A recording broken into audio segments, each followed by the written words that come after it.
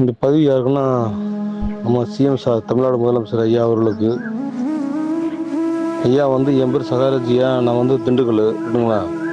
நான் வந்து திண்டுக்கல்லில் மேற்கு மண்டலம் ராஜீவ்காந்தி நகர் பாலகிருஷ்ணம் பஞ்சாயத்து.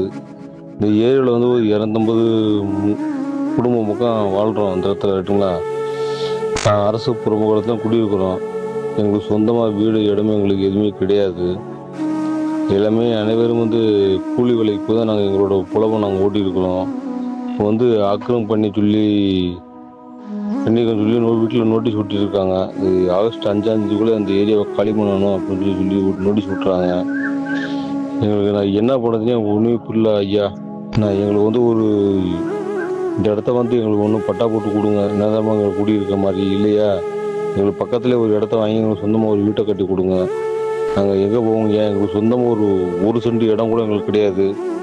வீடு இடமே எங்களுக்கு கிடையாது. நாங்கள் அந்த தமிழ்நாட்டிலே பிறந்து வளர்ந்து ஆளாகி ஒரு அகதியமாக தான் நாங்கள் வாழ்ந்துருக்கோம். எங்களுக்கு எந்த ஒரு இதுவுமே எங்களுக்கு கிடையாது. அதனால் எங்களுக்கு ரோடு வசதி, சாக்கடை வசதி, கரண்ட் வசதி, தண்ணி வசதி எல்லா வசதியும் எங்களுக்கு பண்ணி கொடுத்துட்டு இந்த ஏரியா காலி பண்ணி போச்சுன்னா நான் எங்கேயா நாங்கள் போவோம். அதனால் நீங்கள் தலையிட்டு எங்களுக்கு ஒரு நல்ல வழியை தமிழ்நாடு முதலமைச்சர் ஐயா நீங்கள் ஒரு நல்ல வழியை காட்டணும். எங்களுக்கு மனம் உளைச்சலாக இருக்குது. நாங்கள் அந்த பொண்டாட்டி பிள்ளைலாம் கூட்டி போய் நாங்கள் எங்கள் தெருவில் நாங்கள் படுத்து கிடக்கிறது. கொஞ்சம் யோசனை பண்ணி எங்களுக்கு ஒரு நல்ல ஒரு வழியை காட்டுங்க. நல்ல ஒரு எதிர்காலத்தை எங்களுக்கு காட்டுங்க.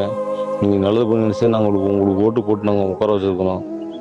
அதனால் நம்பி நான் இந்த காணொலியை நான் வெளியிடுறேன்னு இந்த காணொலியை அனைவரும் ஷேர் பண்ணுங்கள். முதலமைச்சர் ஐயா போய் சேரணும்.